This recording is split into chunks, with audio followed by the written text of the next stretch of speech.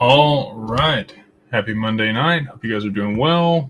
Let a few more people filter in here before we get running on the questions. We're going to run it down tonight. As always, ask me anything. It's an AMA.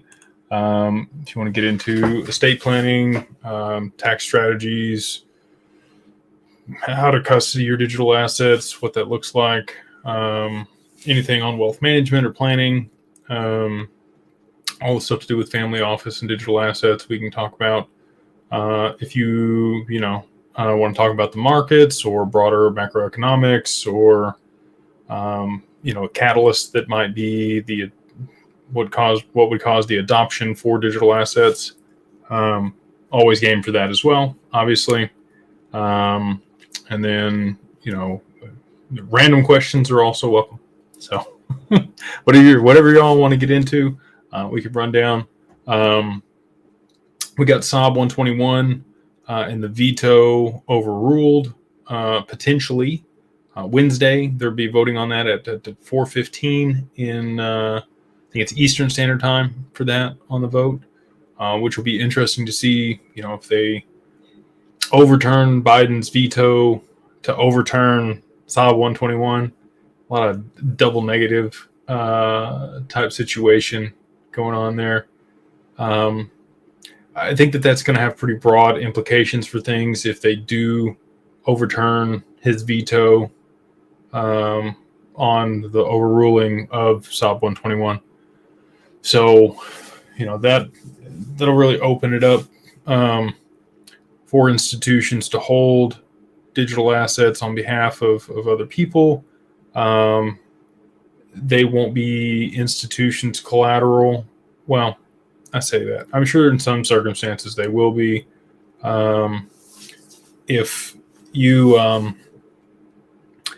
ideally, if you have qualified custody, it's held in a siloed, segregated account. It's not an omnibus account. It's not owed back to you. It's not being rehypothecated or leveraged or used.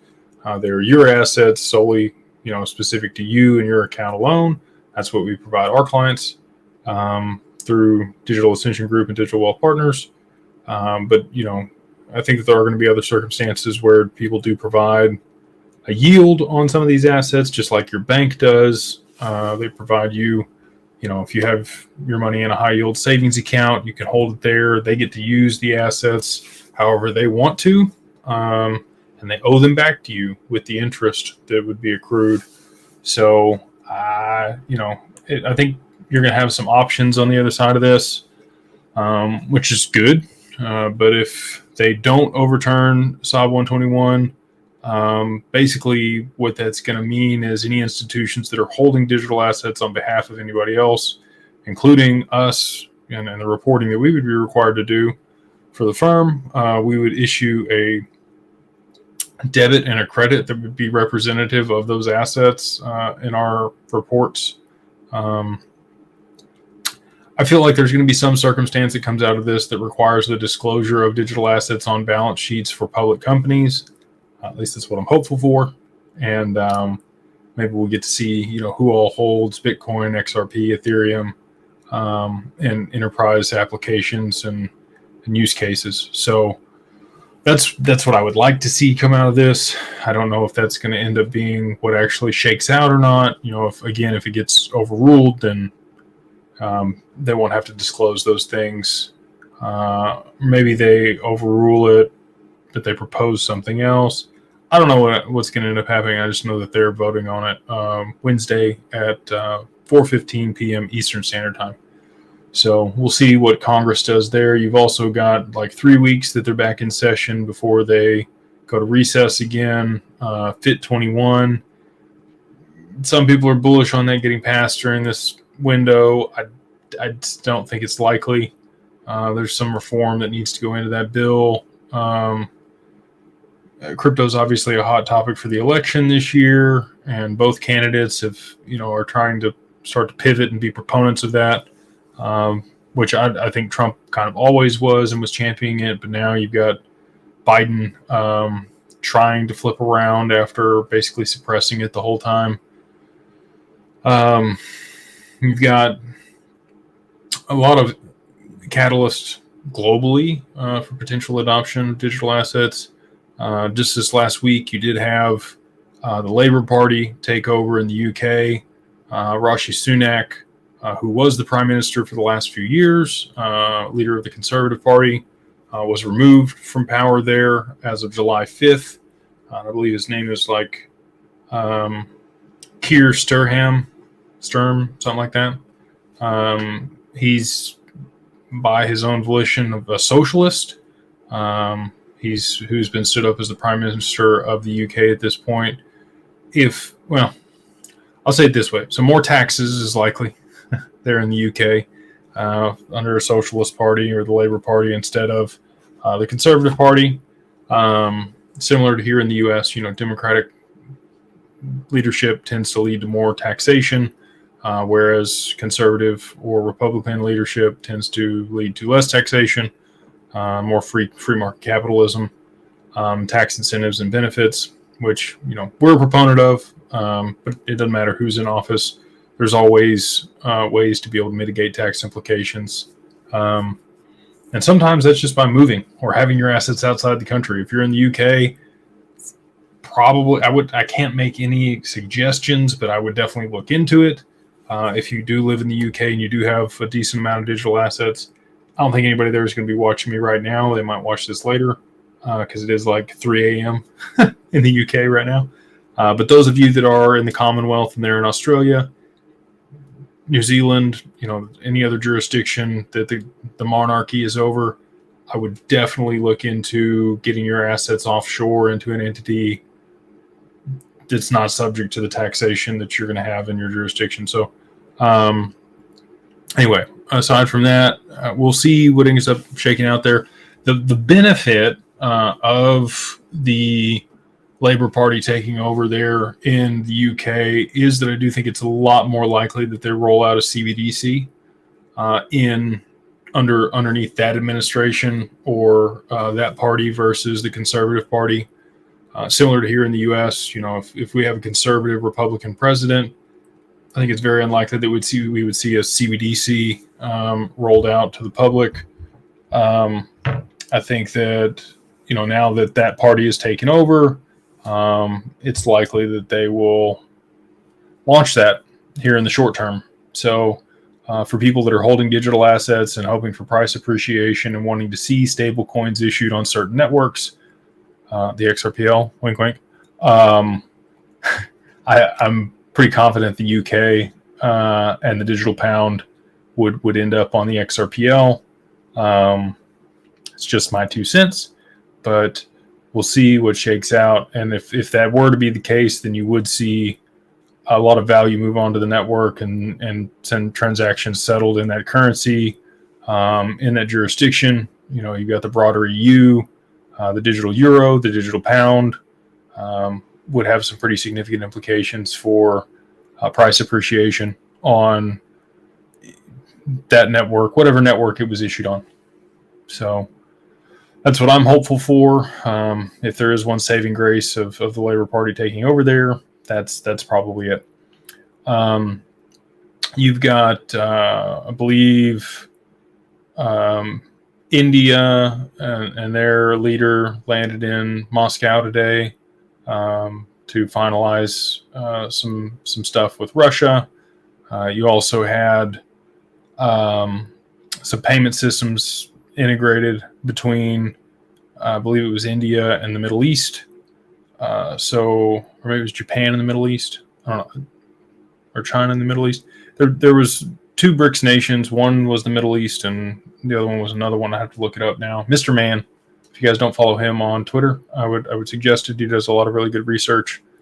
He was wearing his Spidey mask today, making a video. I don't have a hat or a Spidey mask or anything. I'm not as cool as some of the other people out there, but yeah, I think a lot of things are starting to move much faster now that we have MiCA in place, and there's a lot of illiquid things happening. You had a bank collapse in China today, file bankruptcy, and that was accepted by their government there. So it's not a good sign. People talked about Evergrande for a long time. I think this was correlated completely separate of Evergrande. So liquidity is drying up. Interest rates are still high. You've had Canada come down a quarter basis point, and so did the UK. We maintained here in the US, and that's crippling for other economies that need US dollars. Do they need US dollars anymore? I don't know. If they're able to transact with the Middle East and get oil separate of anything that we're doing, then yeah, they don't need US dollars. So anyway, a lot of catalysts going on out there. I'm still looking for a potential price spike in oil, which I think would cause Japan to move on U.S. Treasuries and dump those, and maybe you'll have Project Sandman. A lot of the dominoes that I've been talking about for a long time would start falling.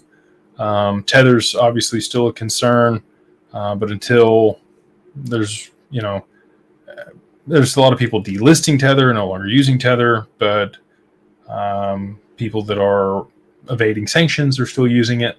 So we'll have to see what ends up shaking out with that. People have, been FUDing Tether for a long time. They've been FUDing Bitcoin for a long time. I'm not here to FUD. I'm just here to spread some facts, and eventually they will come true. When on that stuff, guess is as good as mine. So I will say this before we do hop into the questions. Looking for some expansion in the breadth of the stock market and the broader economy. Maybe a pivot, Wednesday when Jerome Powell speaks on interest rates. If you were to, come out and that has happened before. It's not ever been midweek.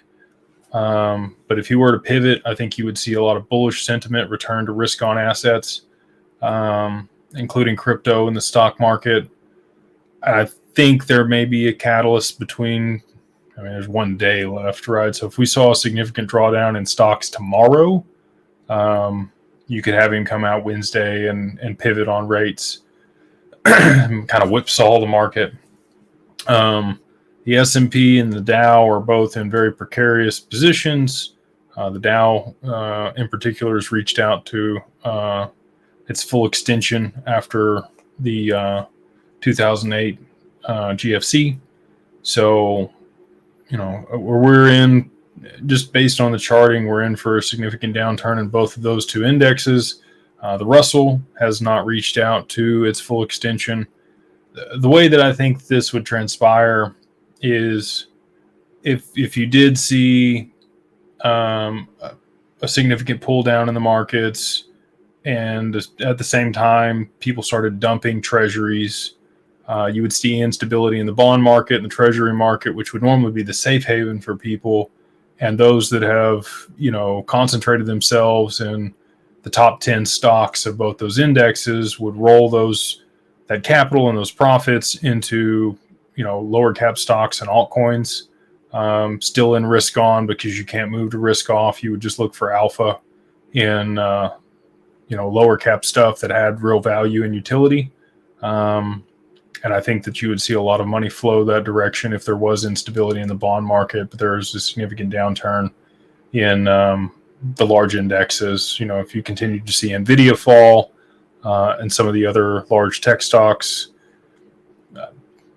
we'll see what actually ends up shaking out, but that's kind of the thesis I have right now for how things could play out and why you would see, alt season and the Russell catch up to the broader stock market. And, if they pivoted on rates, that would just exacerbate that as well. But you need some expansion in the economy and cheaper debt. I don't know if they would lower more than a quarter basis point, but if they did more than that on a pivot, it would be really bullish for risk on assets that weren't already overvalued. You'd see a rotation into undervalued assets.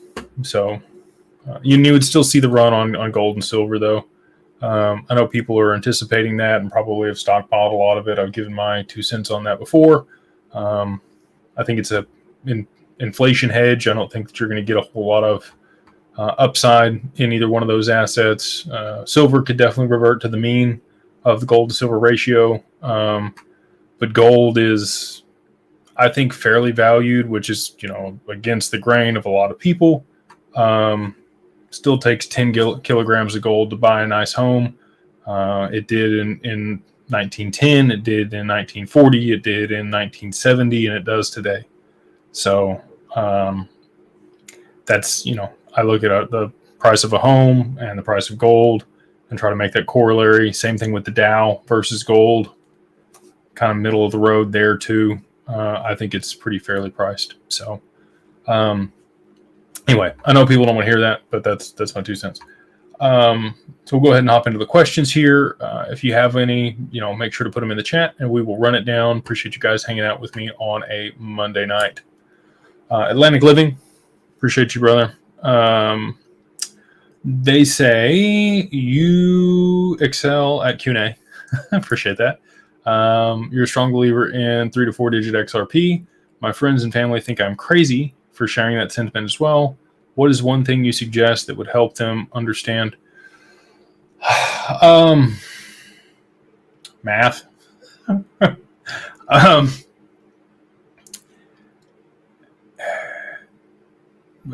I guess the best way I could explain this, and a corollary that most people would understand. So, it depends on the demographic of the individual that I'm speaking to. If they're younger, I use payment apps like PayPal, Venmo, Cash App. If they're older, I hearken it to email, and just explain, okay, you sent letters. It cost you this much money. It took this long for those to land. That's how banking works today. Imagine, if you could move money like email and it was instant and free, how many more payments you would be sending, and the volume that would exist for that. Then you can go to, Swift, and you can talk about the FX market and other large financial markets that do have a significant volume on a daily basis in the trillions, and then utilize, supply and demand. If they ever took economics, they can do the math on that and say, look, like if you had 10 billion XRP and it's got to move this amount of value, it's got to be this price. Pretty standard math there. And people can't really argue with that. They might still question, the market cap, because that's difficult for them to wrap their brain around, that something could have that much value. But you can't really value it like a traditional stock because it's liquidity in an ecosystem. So in order to be able to provide the total amount of liquidity necessary to move those markets and settle them real time, you have to have a really high price stablecoin basically to be able to do that, or a bridge asset. And that's what XRP is. So like I said, depending on who I'm talking to and the demographic, if they're younger, payment apps, if you use Venmo, PayPal, Cash App, and you get 2 options when you go to send that to your bank. It's instant for a fee or 2 or 3 days for free. And if you say, well, what if you wanted it instant for free? And they're like, yeah. And I'm like, okay, well, that's what this does. And imagine everybody around the world, or everybody sending international payments, or the back end of the stock market, or and any type of financial transaction. If it's instant for free, and you didn't have to wait on settlement and finality, that's a benefit to everyone. Velocity of money picks up. People get paid faster. You actually spur economic growth without really having to do anything else, and you remove 2 to 3% inflation overnight for the credit card processors and the fees and the payment system that they currently charge. So it would benefit everyone. I do think it's going to happen. Big believer in. Honestly, I'm a believer in the crazy numbers that Jimmy Valley and his group came up with. I'm a long-term believer in like $1 million XRP.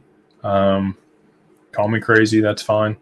But I think if Ripple and R3 and these other companies that utilize this network are successful with the adoption at scale, BlackRock, Archax, there's going to be just so much value that's tokenized, and if it ends up being settled through the XRPL, like I think it will, you might batch payments and have transactions that settle on other networks, but eventually all large value payments, I think, settle through the XRPL. And so if that's the case, 3 to 4 digits is chump change. in comparison to where it's going. And again, just to be transparent, that is my only investment. I don't hold anything else, so I'm extremely biased. Please take everything I say with a grain of salt. I'm not the end-all be-all. I don't have a crystal ball. Do your own research. Listen to me and 30 other people and come to your own conclusion. I've just spent enough time trying to figure all this stuff out that for me, it's a foregone conclusion. And until I'm presented with data that supplants what I've got and the amount of data that I have and the data points, I'm probably not going to change my bias. But I'm always willing to listen. I will say that. Ed says, when crypto assets are in institutional custody, what type of yield are you seeing? Depends on who we partner with for that right now. Until the AMMs and liquidity pools are online, the only way that we have to be able to earn a yield currently is through staking. So Solana, we can earn a yield on Solana. XDC, we're working on a solution for. Solana, I think, is like 5 to 7%. Ethereum, similar. Bitcoin is similar. And you might say, well, Bitcoin's not staking. It's not. You can lend it out and earn that type of yield on it. When we have institutional partners for that. So if you don't want your assets to be held specifically in that account, and you're okay with, having a tri-party agreement with another individual or another group, and they lend your asset out to be able to earn a yield and they pay you interest on it, then, we can see, and there's stuff we can get like 13 and 14% on. We're working on some solutions to be able to basically get exposure to real estate with your digital assets and earn north of double-digit yield over the year in a very safe and hedged and risk-mitigated way. Still finalizing some of that probably over the next couple of weeks here, but we should have a solution for that with Digital Wealth Partners for people, where you can hold your assets in institutional custody and use the liquidity from those to be able to participate in real estate deals that generate substantial returns. So until we have,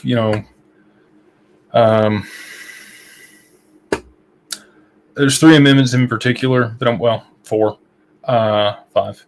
So digital identity, we are up to 18 votes on that for the XRPL XLS 30, XLS 40, I think, is digital identity. XLS 47 is Oracle's, which is a big deal for the AMMs and institutional adoption for tokenized securities and other real world assets. And then you need 56 for atomic swaps. That one's not as, it's big, but it's not as big.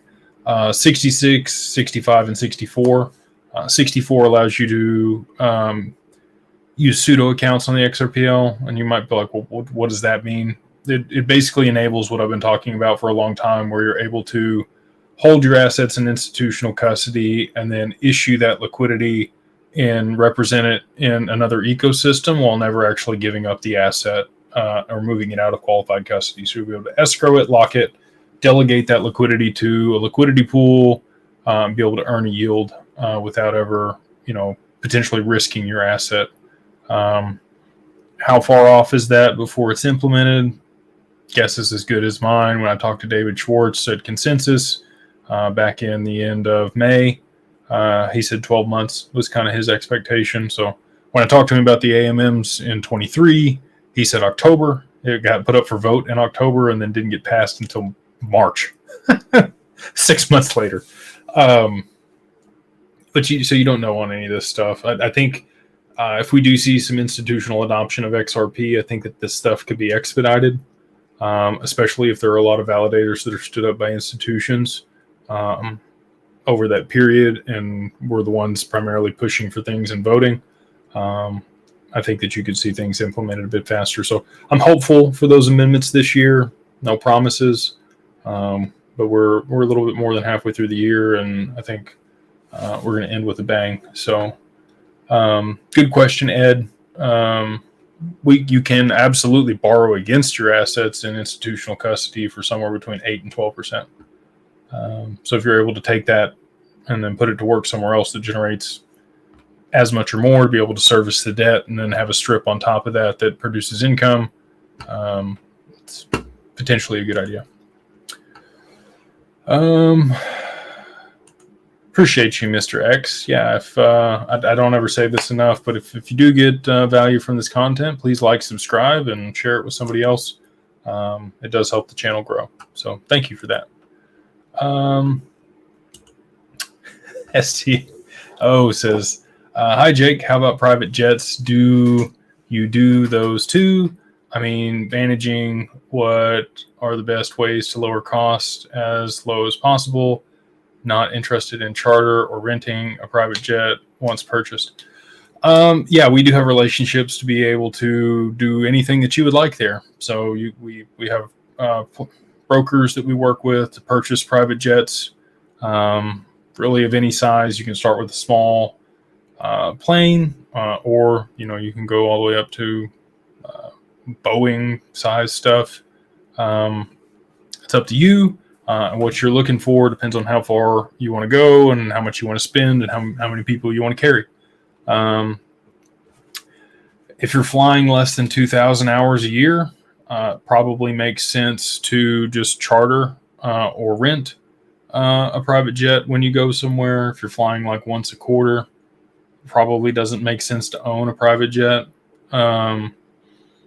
If you are flying more frequently than that, and you're going over, if you're flying more than 2,000 hours a year, then yeah, definitely owning a jet can make a lot of sense.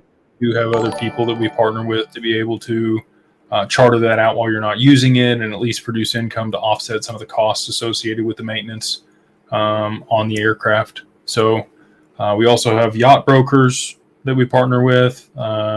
We have other people that do the asset management, like I mentioned, the chartering of those things while you're not using them. They are great for writing the things off against income, because they are definitely both over 6,000 pounds. If they are used in a business application, then there are benefits associated with that. So, but it's got to make sense. You don't just buy it to buy it. You want to weigh your costs and benefits and figure out what's going to be best for you in your situation. If it is something that you can afford, I will say, flying private is way better than flying public. It doesn't leave till you get there. You show up. You don't go through security. You get on the plane and you take off. You can get on with your gun or your weed or whatever you have. It's not anything I partake in, but I'm just telling you, if you want to go somewhere and you want to go somewhere quickly, and you want all of the no hassle that you would get, by normally going through an airport and having to deal with other people and security and all that, private jets are nice. So hopefully that answers your question on that. This is a good one. Edward has asked, Jake, do you believe Germany is dumping Bitcoin to keep the market low until the rails are in place for XRP to take off? That's quite possible. If Bitcoin drives the market right now until, constraints change and utility takes hold and things are different, Bitcoin is going to continue to drive the market. Obviously, things are down. Fear and greed index is finally in a good spot to buy again. It was in a good spot to sell for a long time when it was above 80. When it gets below 40, I think it was like 36 today. Great time to buy, in my opinion. Could it go lower? Absolutely. Is it over yet? I have no clue. But if you're in it for the long term and the long run for a lot of these assets, I think things are on sale right now. So in comparison to where they're going to be a year, 2 years, 5 years, 10 years from now, I think people will look back and, the people that were scared and sold are going to shake their head, and people that bought because they were buying the fear, I think are going to be doing really well in that time frame. So it's quite possible that the governments are, but here's the other deal. So I'll say this. across all the exchanges in retail, there might be 5 or 6 billion XRP. Okay. Retail might have 2 billion XRP, maybe, probably less than that, probably closer to like somewhere between 1.2 and 1.8 billion XRP in retail's hands. The rest of it's held by institutions. The rest of it's held by Ripple and other enterprises, people that they have the 1,700 pre-allocated contracts with, people that were around very early on that got in and hold a significant portion and haven't sold any, that are bankers or other people that got the tip off early on. So these governments and banks that you think are buying, they're buying OTC if they're buying, and they're probably negotiating with Ripple or another party. The judge has pretty much handicapped Ripple's capability to sell to institutions at this point. So, that's good for us. They can't really do that anymore. So what they are going to be able to get, if they are trying to get more, is going to have to come from retail or the exchanges. And so maybe this is plausible. I don't think it's likely, though. I think you're going to continue to see downward pressure on Bitcoin, even in an expansion. I think 75,000 either will be the top or was the top for Bitcoin. NetJets is pretty slick. They're a good option if you're flying less than 2,000 hours a year. Millionaire is another one. NetJets. There's another one that actually put in an amicus brief for Ripple. I don't remember if it was NetJets or another one, but they accepted. They no longer accept XRP, but they did accept XRP at one point. Kenny, he says, do you think the economy will have to crash before we go to blockchain and XRP will run 3 to 4 digits? I think there's got to be a catalyst. I don't think you need Japan's a catalyst, the UK's a catalyst, Tether's a catalyst. I don't think things have to absolutely collapse and burn to the ground and there be pandemonium and significant losses for people. I could be wrong. That could all definitely happen before the powers that be allow this to kind of take hold and save what's going on.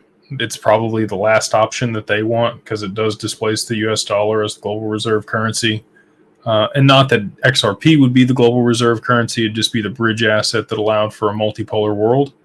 And so you'd have Russia, you'd have China, you'd have the other BRICS nations and those that were part of the SDR play a much larger role in global commerce than they do today with their currencies.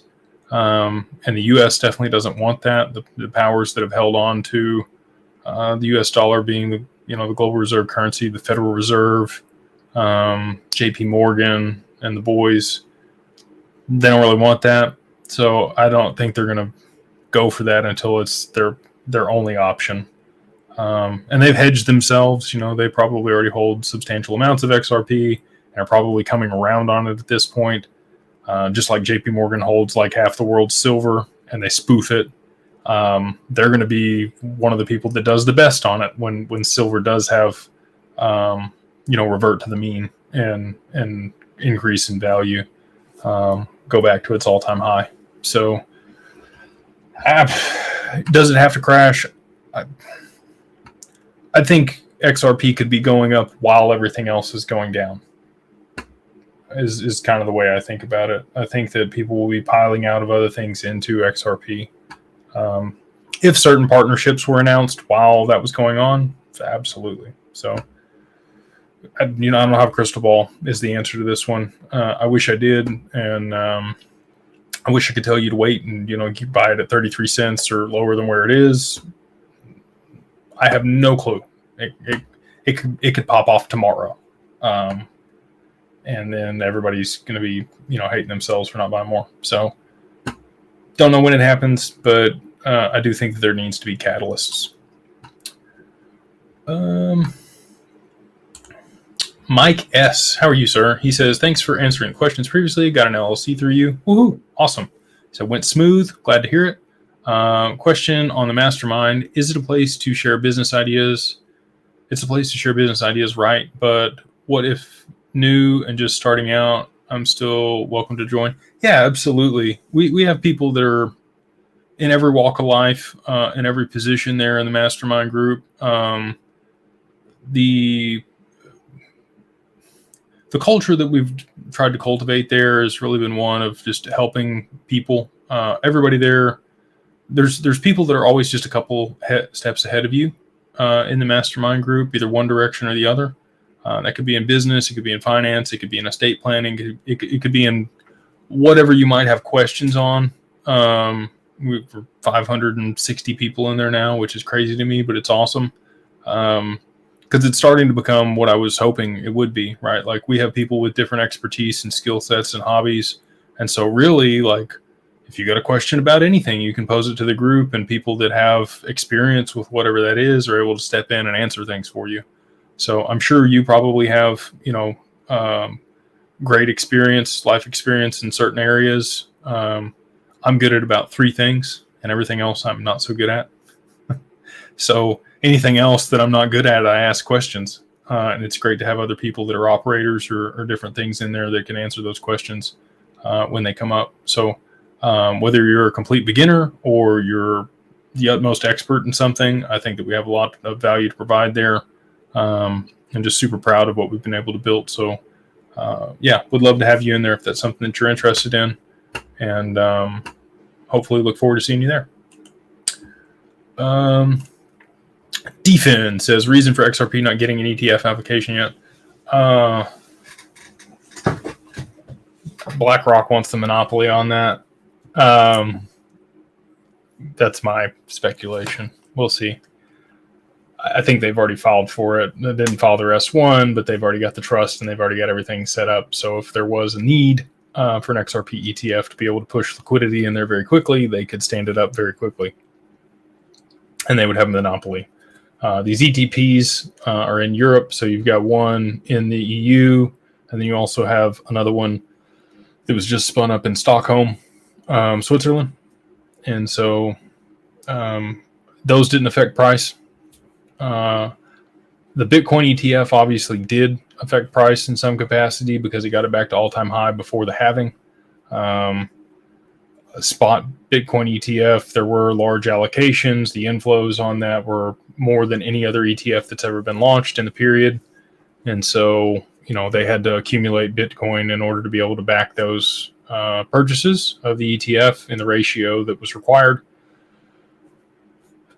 Is there going to be an XRP ETF? Every time, Larry Fink or Brad Garlinghouse has been asked that question, they're like, I plead the fifth, can't say anything. So that tells me the answer is yes.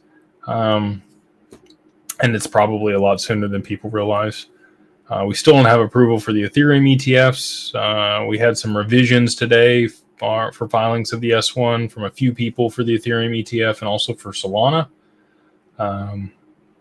We'll see, what actually ends up coming about on either one of those.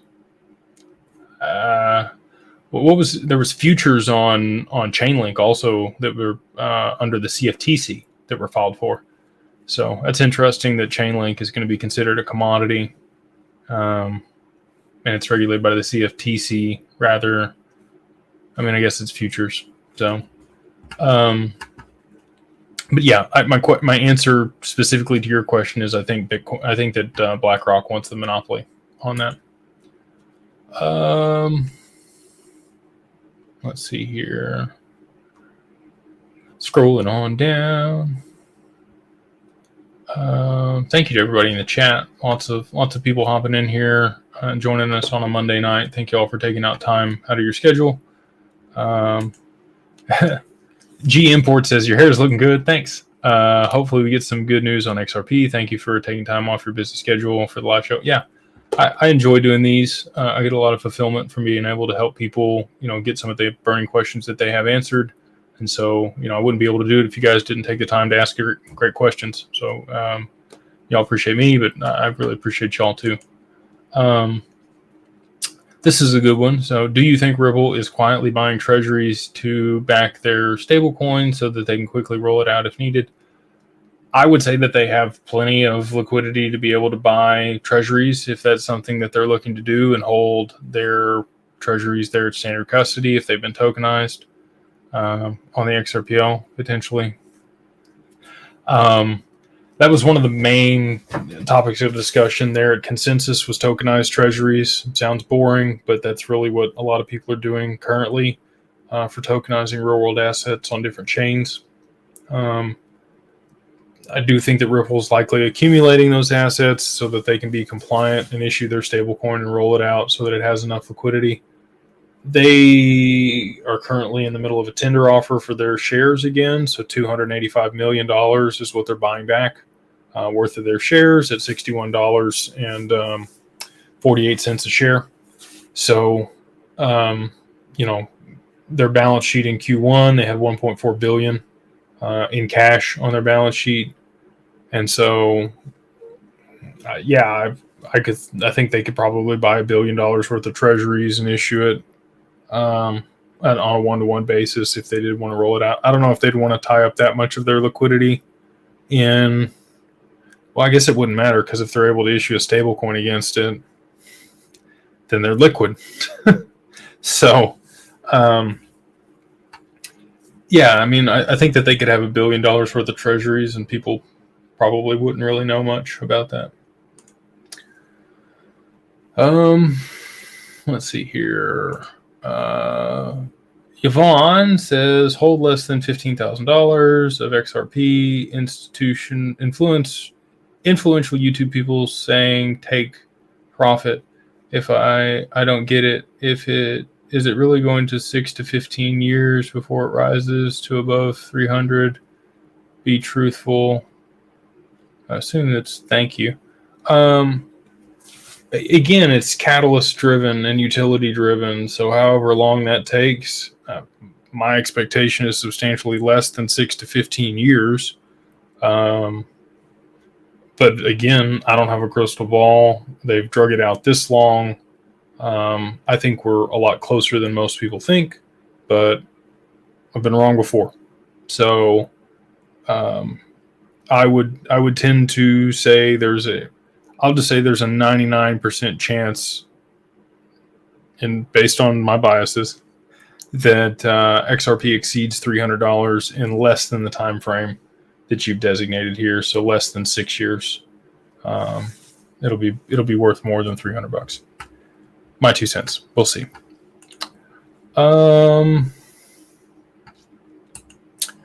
XRP Nick. You and Mickle spoke about $100,000 minimum for custody with you guys. What if the price fluctuates and say it drops below that overnight? Would you guys still accept? Yeah, it's not like a loan where you'd have to top up or do anything. Once you're in, you're in. So we've got people that are in institutional custody that got in at when it was 70, 80 cents, and they were barely over the 100,000 then, and now it's obviously less.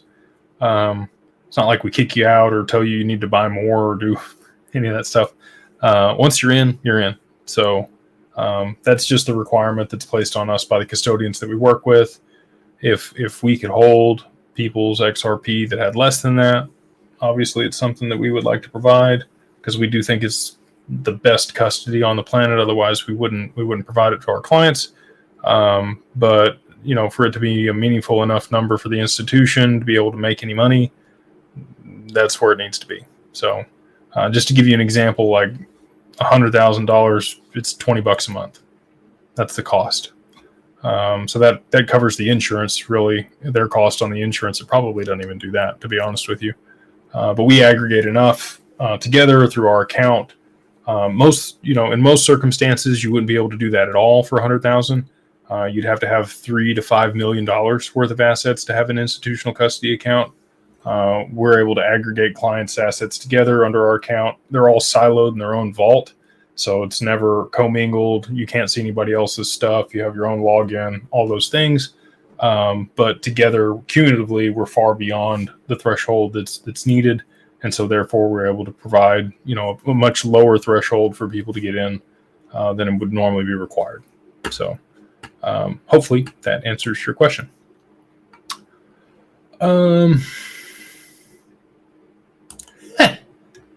Shady D-Hawk says, how much XRP do you really think is a solid bag? Please give a number, not the I don't know. The truth to this is whatever is a meaningful amount to you is the answer, but I'll give you my thoughts just because you asked for a specific number. So I look at, I meet with a lot of people. We have a lot of conversations. We have clients that are millions of XRP. That's obviously a meaningful amount or a solid bag, like you say here. Depends on what you're going to need long term to be financially free and at what price point that happens at. I think to be in the top 1%, that's probably a pretty solid bag. So I would go look at richlist.info, rich-list.info, and go see what the top 1% is. And if you can get into the top 1% of holders, I think that's a pretty solid bag. That's just, as I accumulated over the years, I just set different goals, and I use the rich list as a proximity for a lot of those goals. So that's my 2 cents. I think if you're in the top 1% of holders or 1% of wallets, you're doing pretty good.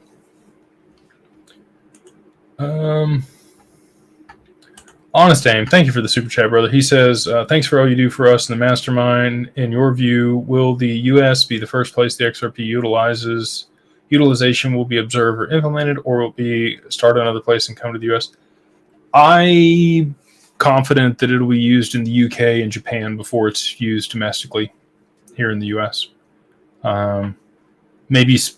Probably specifically Japan first versus anywhere else, because I think they're going to need a way to be able to restabilize their currency against something and settle transactions and prop up their stock market and do all the stuff that they're going to need to do if they dump U.S. treasuries.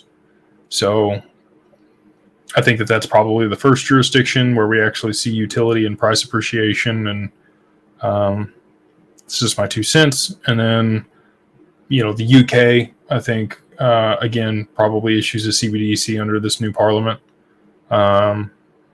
in the Labour Party, and probably starts transacting there as well before the US ever catches on and actually gets to market.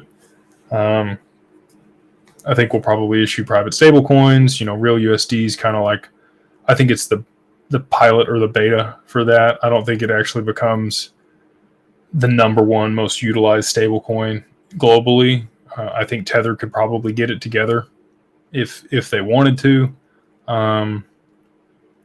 They just have to stop sending transactions for, sanctioned countries if they're going to be backed by the US dollar, and circumventing sanctions. And they're also going to have to drop Bitcoin as part of their backing. They would have to liquidate that position in order to be compliant under US stablecoin regulations that are currently up for vote. So, I think Japan, UK, and then maybe US.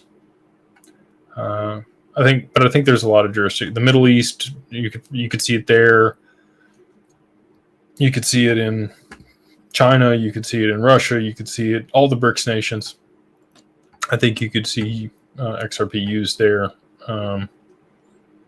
either before or while it's being used here in the U.S. Let's see here. How will sanctioned banks in Russia use XRP, or will Ripple even work with them? So Ripple isn't going to work with them, but anybody can utilize the XRPL to be able to send transactions via XRP. It's agnostic. So whatever other party that they want to interact with, if they're also transacting on the XRPL and they have issued stable coins, and the U.S., there's no U.S. dollars involved in that transaction, there's no sanctions. They're not evading sanctions. They're not doing anything that they shouldn't be.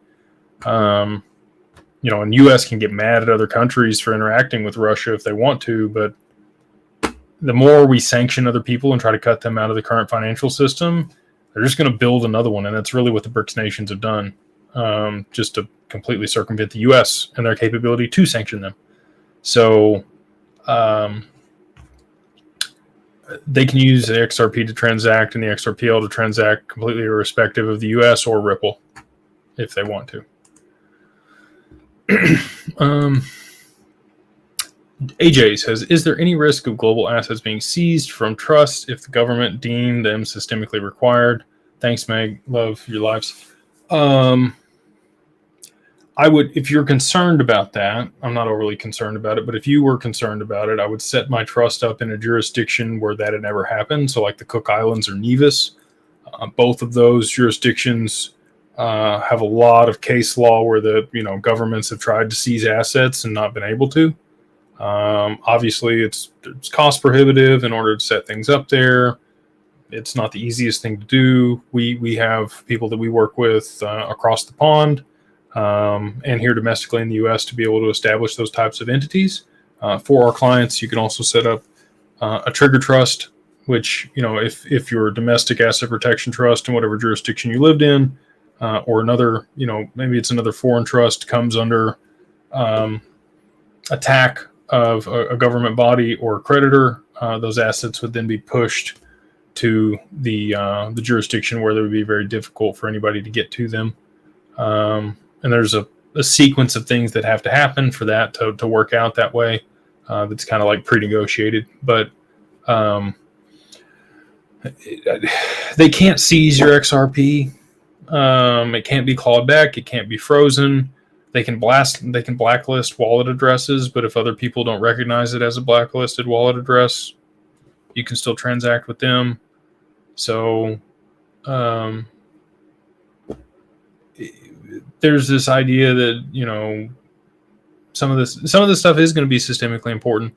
But again, to reiterate a point I made earlier, retail might hold, it's 2 billion or less. It's 2% of the supply.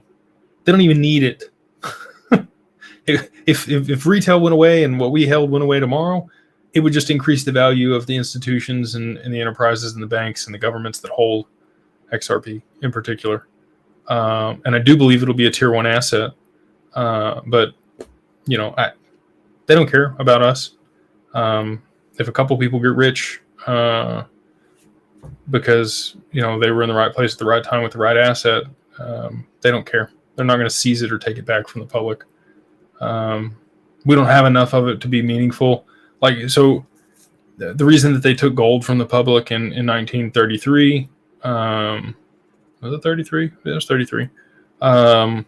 Was where people were stockpiling it and hoarding it, and they needed it to back the currency and reestablish things and get it situated.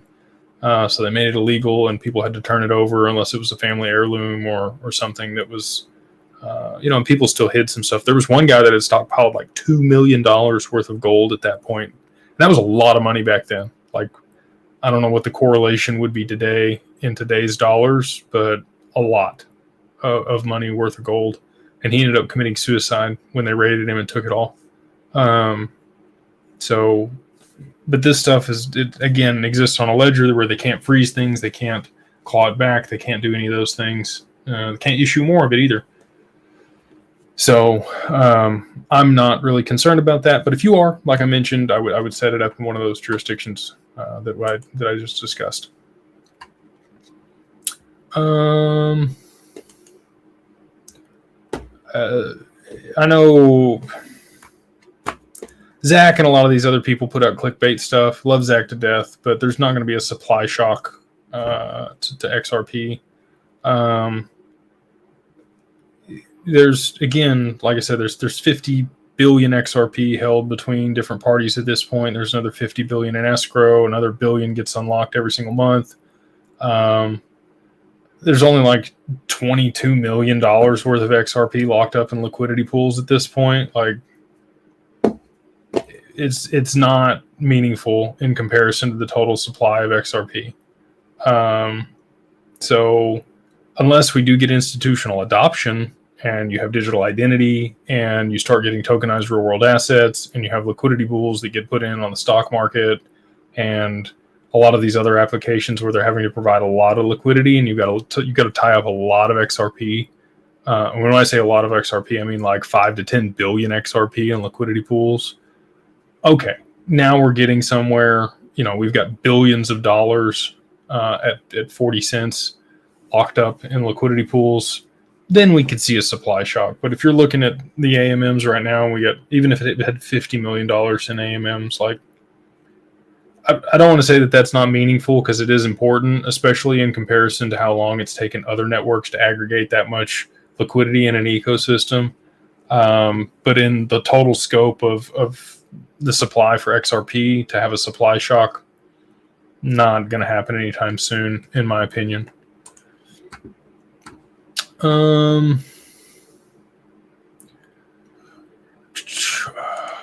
Why would any of the BRICS nations countries use Ripple or XRP, with them being US based, regardless of being open source?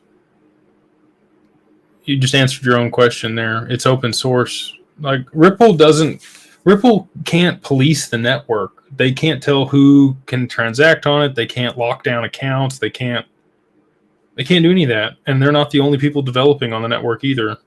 There's other people that have other applications that settle in XRP besides Ripple. And that'll continue to be the case. There'll be other companies that develop stuff on top of the XRP, especially if it ends up being adopted at scale like a lot of us are hoping for. So these BRICS nations could have their own, ecosystems. Maybe Ripple helped them establish, but they run themselves completely independent of Ripple. Brazil, and there's a lot of partnerships that use Ripple's technology. There's other people that have built patents off of Ripple's technology, like Bank of America, that don't necessarily. I'm not saying Bank of America is a Ripple partner, but there's other places in the world that have just modeled stuff that don't necessarily partner directly with Ripple, or they're through a tertiary agreement like Tranglo or Santander or Accenture, and they'll use XRP to settle.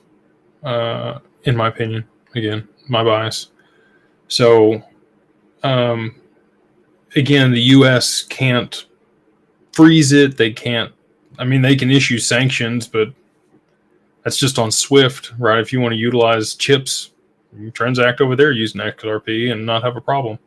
So there's not like because it's open source and it's a public network, and that's the reason it will be adopted, is because anybody can use it, and there's nobody that can stop you. There's nobody that can remove your capability to transact with another party that you want to transact with. You need some system for the messaging component of that. So you're going to have SWIFT and chips, and then there's some other people that are smaller that are doing the same thing. But they're going to have to adopt, who R3 or RippleNet to be able to settle. And there's, again, like I said, there's probably proprietary protocols that have been developed on top of the XRPL on private side chains or private networks that would be interoperable with the main net whenever it needs to be. So that's why you literally answered your own question. You said it's open source, and there's nobody can police it or basically scrutinize the network or the asset. Let's see here. Leslie says, "Hey Jake, being in Beyond Broke Mastermind is awesome. Glad to hear it. Thank you for the kind words. Max, Future, and the crew are super helpful. Just wondering if you have a favorite offshore haven to minimize tax obligations. Excuse me. And if so, which countries have access? And if most countries have access." So those are kind of two different questions. Most of the time, there are situations where you go offshore for taxes. I guess it would depend on where you are, Leslie. I'll just kind of rattle off the things that I see most common, and then you can kind of make some decisions or ask questions with your estate planner, or we can, coordinate with ours as well. So Nevis, Portugal, Jordan, the Cook Islands, Monaco, Portugal. I think I said Portugal. Singapore has really good tax benefits there. See some people in Thailand. The Caymans, BVI, are other two popular jurisdictions. BVI is the British Virgin Islands.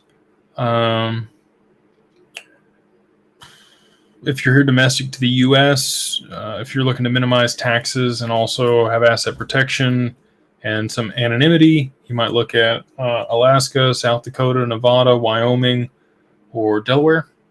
Those are the 5 states that we see most often for setting up trust here domestically in the U.S.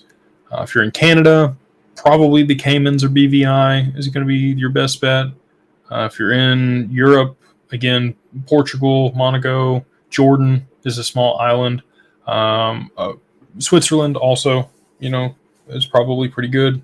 It is not probably pretty good. It is good. The Middle East is another really great place to set things up to minimize tax implications. Again, you're going to want to work with an estate planner, somebody that's very versed in international tax law, and make sure that things are established correctly so that you're transferring the assets out of your name and that ecosystem. You may have, like if you're going to try to do Puerto Rico, you got to live there for 6 months out of the year. The Dubai and the Middle East is 3 months out of the year. They don't make it as, stringent as some of the other jurisdictions. The UK, if you don't want to be taxed in the UK, you can only spend I think it's like 64 or 74 days a year there in that place. Same thing for anything else in the Commonwealth. I think Australia is similar. So you're going to want to live wherever your assets are held, separate of that jurisdiction. Otherwise, you're going to be subject to tax there as well. So I know enough to get in trouble on all that stuff. Again, I work with some of the best estate planners in the U.S. and globally. And so wherever you are internationally, I'm happy to connect you with who I think is the best in that jurisdiction. So Defense says, do you, Jake, have knowledge of partnerships that the normies don't know? And are they just waiting for lawsuits to end? I don't think I have knowledge of anything that anybody else doesn't know. I have reason to believe that there are definitely partnerships that quote-unquote normies don't know about. I don't think normies know about XRP. I think they know I don't even think they know what Bitcoin is. I think they've heard of Bitcoin if you're a normie. Probably don't own any. Probably think it's, magical internet money still. But yeah, I would say that there's going to be a lot of corporations, enterprises, institutions on the other side of the lawsuit or price appreciation or SOB 121 that are disclosed and probably blow some people's minds. Let's see here.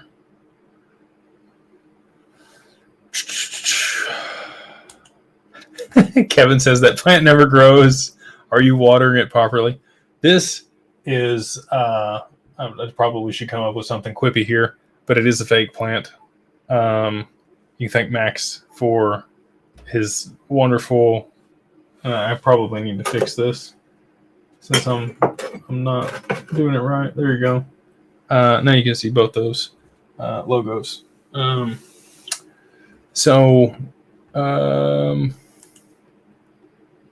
Max says, what do you think Hedera has going on in the background? I don't know if he's asking me or if he's asking somebody here in the chat. I think that there are probably some pretty large partnerships. Graham, who's the CEO at Archax, is super bullish on Hedera. They're obviously, Medico allows for custody of Hedera for our clients there at Archax. They're here domestic, with me in Dallas. Swirled Labs. I think that they have some pretty big backers. Obviously, Google, Dell, IBM.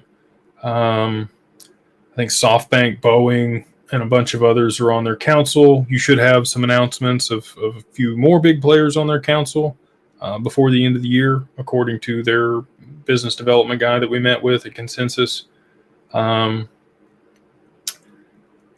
BlackRock, there was that announcement between Archax, BlackRock, and somebody else. Securitize. No, was it Securitize?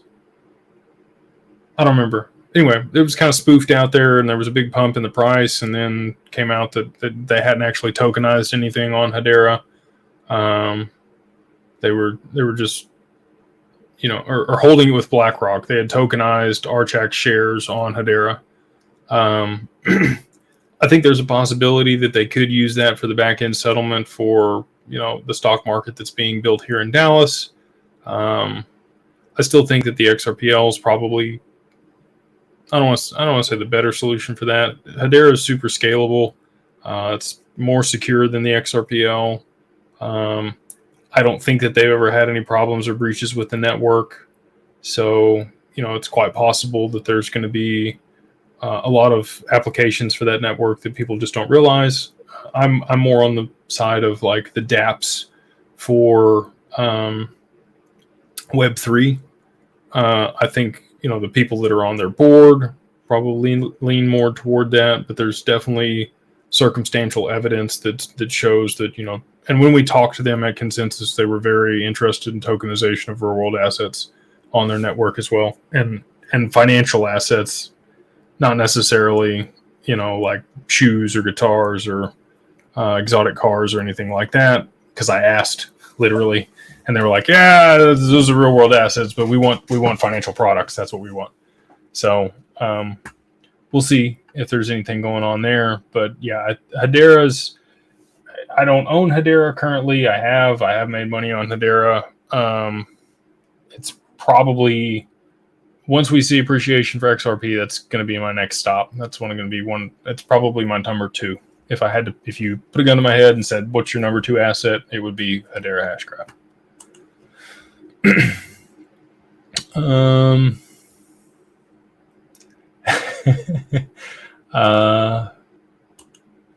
Defense said, what would you see as a smart acquisition? He specifies for Ripple here. When I was at CoinAlts last year, Brad talked really highly of Chainalysis. That would be a good acquisition by Ripple for vetting wallets and doing interoperability between ecosystems for KYC, especially if digital identity is rolled out on the XRPL, and you could tie and associate other wallet addresses to your digital identity that was issued on the XRP ledger. I don't know that that'll happen, but I think that would be a good acquisition by Ripple. They got a trust bank. They don't seem to be getting into the wealth management space, not headed that direction. They're really focused on tokenization of real world assets. So private equity, real estate, maybe a title company, a big title company would be an interesting acquisition by Ripple. Especially, with the HELOC application, some of the other stuff they've developed with HSBC and some of their other partners in the East.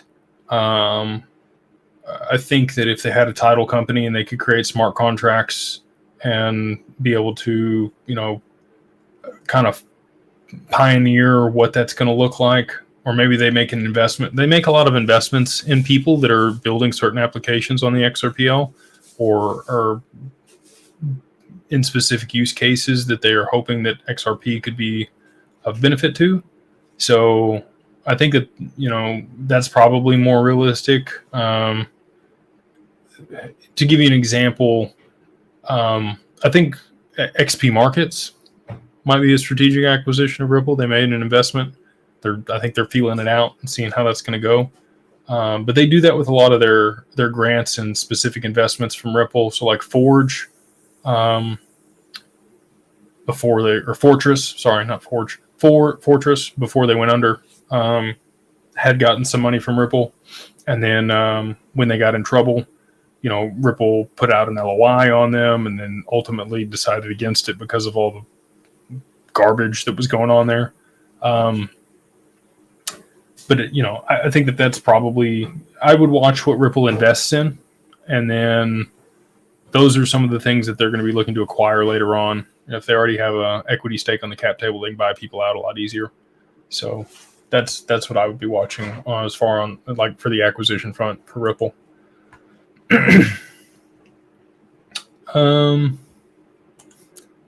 Kevin says you need as much as a woodchuck could chuck wood, as much as a woodchuck could chuck wood. The real question is, how do you take these tokens and trust the right DeFi for yield?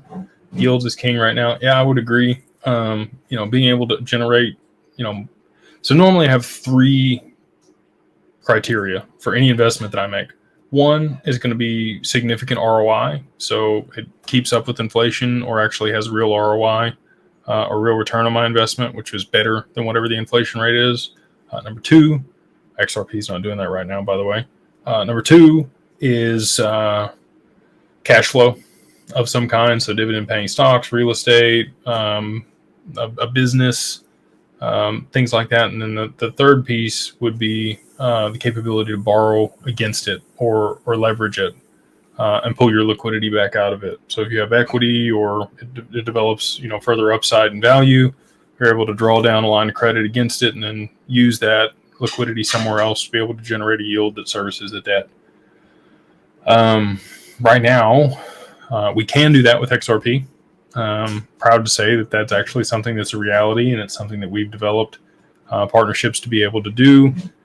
That last one, and by proxy, again, if you're putting it in the right place and you're able to generate outsized yield, it's not going to be in a DeFi protocol, unfortunately. A lot of the stuff that we have are going to be on M&A transactions or real estate or other creative things that we have access to, and you would borrow against the XRP and then put it to work that way to be able to service the debt and have a difference to the upside there. So I do think that DeFi protocols are coming. I do think that they're going to be trusted. I'm not going to participate in anything until I can lock my stuff in institutional custody and then delegate it, because I don't want to risk the asset itself or lose it. So that's what I'm waiting on, some of these amendments to get passed. But until then, we'll figure out creative solutions and continue to build up partnerships to be able to generate yield in a TradFi sense. I guess it's, private investment, but more traditional than crypto. Here's this link if you guys want to go check it out. Francis Bovine, God bless him. He does this site out of his own pocket, runs it for everybody in the community. If we didn't have him, you wouldn't have access to this information. He runs a validator on the network and puts this out for free for people. So if you get a chance, go thank him on Twitter. That's Francis Bovine. But this does give you access to the rich list there, and what percentage of wallets hold what, and all the graphs and charts and reporting and a lot of the stuff that goes along with that. So we have a lot of really smart people in the XRP community, and I applaud them. Francis is one of them. So any way we can support him, please do so. Let's see here. Mark says, how long do you think it would take to implement SOB 121 if it's approved on Wednesday? So if the veto stands, it's been standing, and really nobody's ever adopted or done what they were supposed to because they've never held any digital assets. So until banks actually start holding digital assets, it's not going to matter one way or the other. Because that's really what that bill's about. So how long would it take to implement? Whenever banks and FIs start holding digital assets on behalf of other people, they're going to have to be compliant with whatever rules and regulations have been stipulated at that point.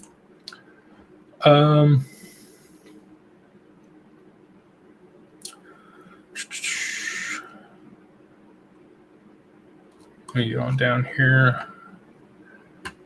Here we go. Mr. JC says, what is the status on the catalyst that you are watching for the mass adoption of XRP for crypto, Japan, oil, etc.? Tether, people that are using Tether continue to get subpoenas here domestically. So I don't think that that's too far off on the time horizon. Japan is at 160. I mean, I'll look it up here. Yen versus the USD. And if you guys want, well, I can't put it in the chat, but it's, I just look up TradingView, Yen versus USD, and you can pull it up. Currently trading at 160.94.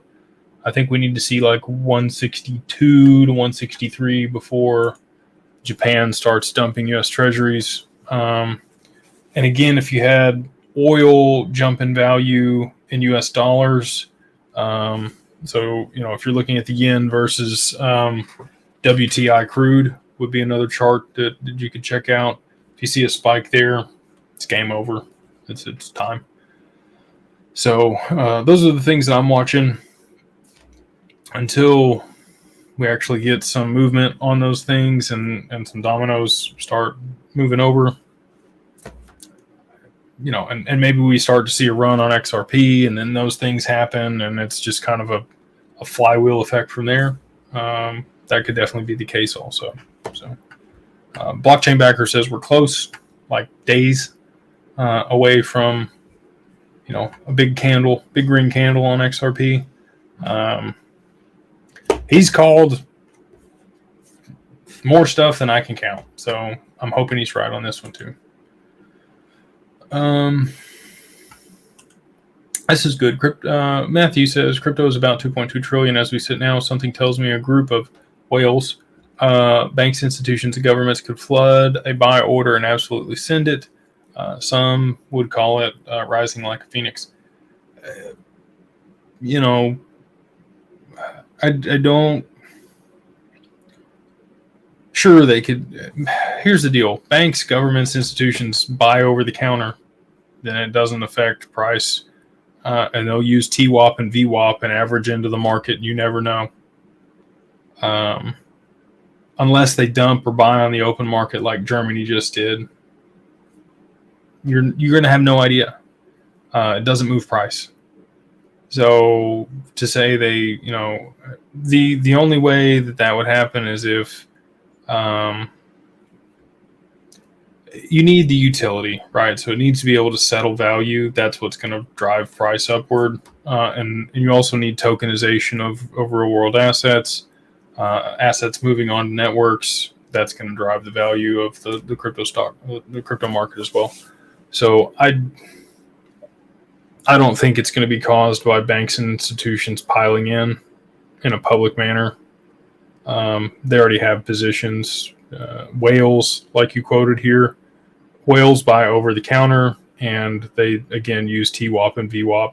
We have access to those. I know that they exist, and we deal with all the OTC desks and brokers. So I'm not trying to say this to be mean or like crass or anything, but we deal with these people. I know what they're doing, and they're not going to flood the market, and you're not going to see when they're buying. They're already in. So,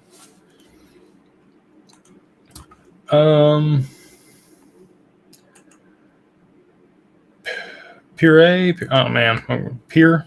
I probably butchered that. When using a service like Caleb and Brown, do you keep control of your assets, or is it just under control of Caleb and Brown?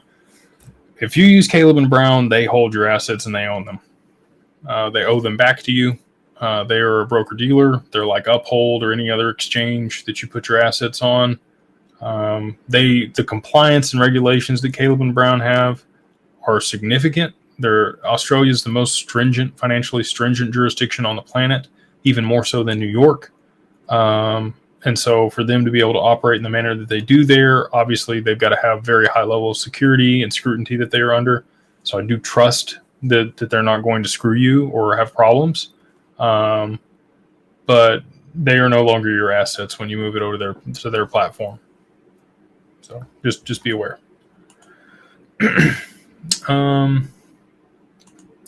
He's Living Legacy says yes. My answer is no. You are not in. They control your assets. They owe them back to you, unless they're giving you your own wallet address associated with stuff, and they're not giving you a tag number.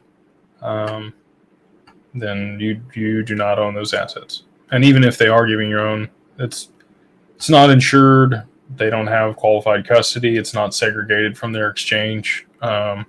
So they would be issuing a debit and a credit on their ledger, holding your assets for you. Not to say they're not good, not to say that you're going to have problems. I'm just being honest and answering the question that was asked. We already did that one. We'll get on down here. There's been a few more good questions, I'm sure. Textured Puma, very interesting name. What are your thoughts on those price glitches? Do you think there are private ledgers with higher XRP prices? That's an interesting way you've worded this. I think the assets that are on those private ledgers that are replicas of the XRPL do have a higher priced asset used to transmit value in those ecosystems. And there are private ledgers that are replicas of the XRPL that Ripple used to pilot and build out systems for people that do have settlement assets in those ecosystems, but they are not XRP. And in order for those people to be able to transact with other parties, they're going to have to be able to tie their private networks to the main net and use XRP to settle between them and another intermediary. And then potentially long-term, if it suits them and it is beneficial, potentially pull XRP into their ecosystem and use that to settle between intermediaries in their ecosystem instead of whatever their private stablecoin is. But yeah, there could definitely be assets that were similar to XRP on private networks that are significantly higher prices that have been trialed. But it's not XRP because you'd have an arbitrage. And I asked David Schwartz about this. I said, well, could you have side chains and wrap XRP on those side chains and be able to transact there at a higher value and provide more liquidity? And he said, if there was ever a way to arbitrage XRP, people would exploit it to the nth degree. So that means, if there were systems or ledgers or networks that had XRP, like the actual XRP, in a way that you could exchange it for the XRP today, people would just do that until price was even. Like you're not going to have a higher priced XRP over here than on the main net. So if that's your question, does XRP exist somewhere else at a different price? The answer is no. But there are, and you mentioned the price glitches. There would have to be a transaction, or multiple transactions, or some application where XRP was being used at scale and trialed, where you would see the price glitch. So, or it could just be a glitch, and it could be as simple as that. I think people, want to make something out of that sometimes, and I'm not saying there's nothing to it, but I think it's obviously not been meaningful up to this point. So,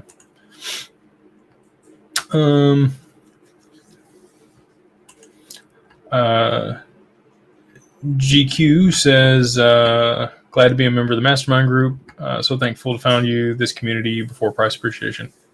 Glad to have you with us. Appreciate you being there. Hopefully we're providing you value, and excited for what's to come.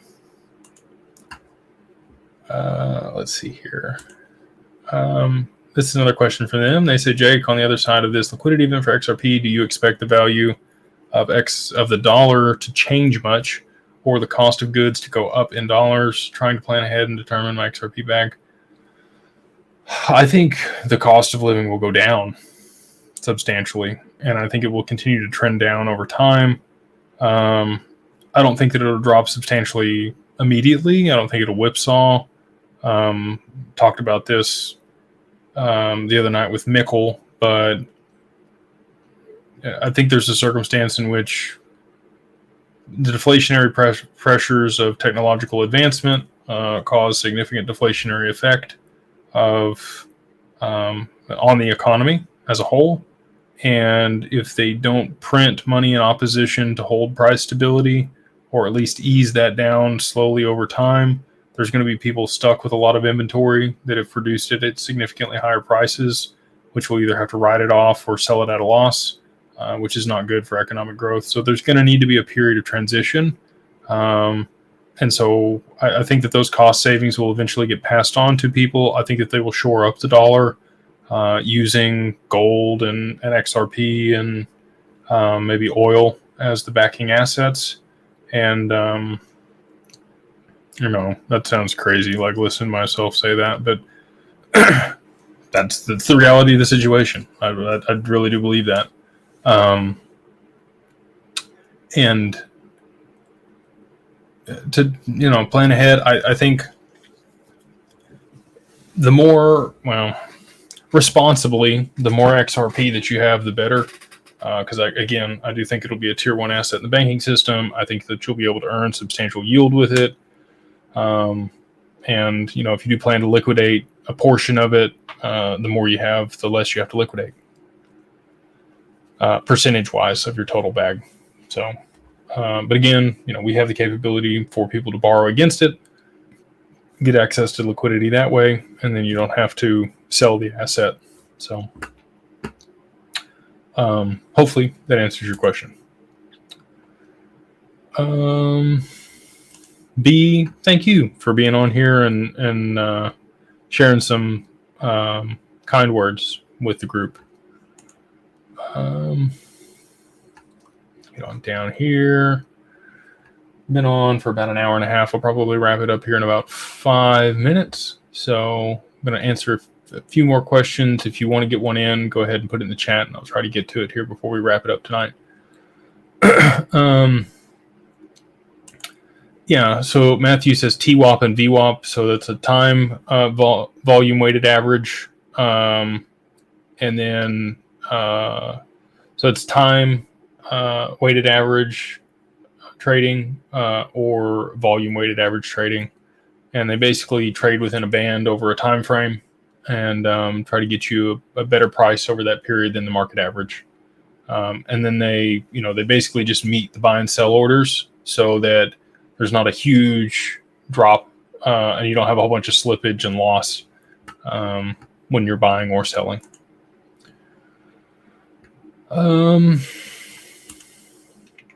Do you see the 10K lockup amount for wallet changing? That's a good question. Could this be used to keep retail out after price appreciation and wallet keep the number of wallets low? Absolutely could. So there is a minimum that's required to open a wallet, especially if XRP was $1,000 or $10,000 a piece. You have $100,000 right now to even open a wallet. If it goes to 10,000, again, I think that's a while from now, just to be honest. But I think at some point it will. But they can vote to change that. So that used to be 20. If you were an OG and you were around in 2017 or 2020, used to be 20 XRP just to even open a wallet, and then they reduced it to 10. So they can vote on that again. I think David Schwartz at some point mentioned it going to like 2 XRP to open a wallet on the network. So, but to your point here, it could definitely be a what's the word I'm looking for? A headwind, or an opposition, or make it more difficult for anybody else to purchase XRP and stand up a wallet that didn't have a lot of liquidity to do so.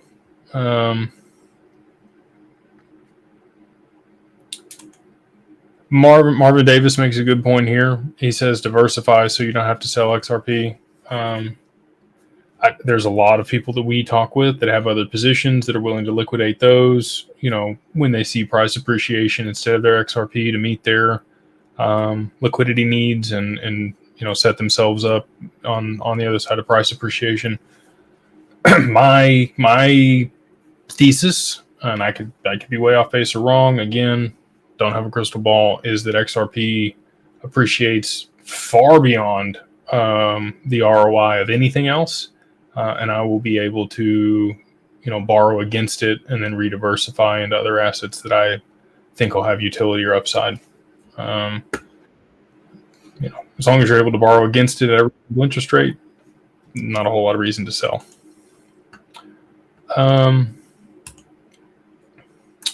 This gentleman says, thank you. We are part of the group, and amazing what you guys are doing. Thank you for everything you do. Absolutely, brother. Glad to have you in the group with us. Crazy again to think we got 500 plus members in there. If that's something that you guys are interested in, being part of a community that has a lot of aligned interest and professionalism.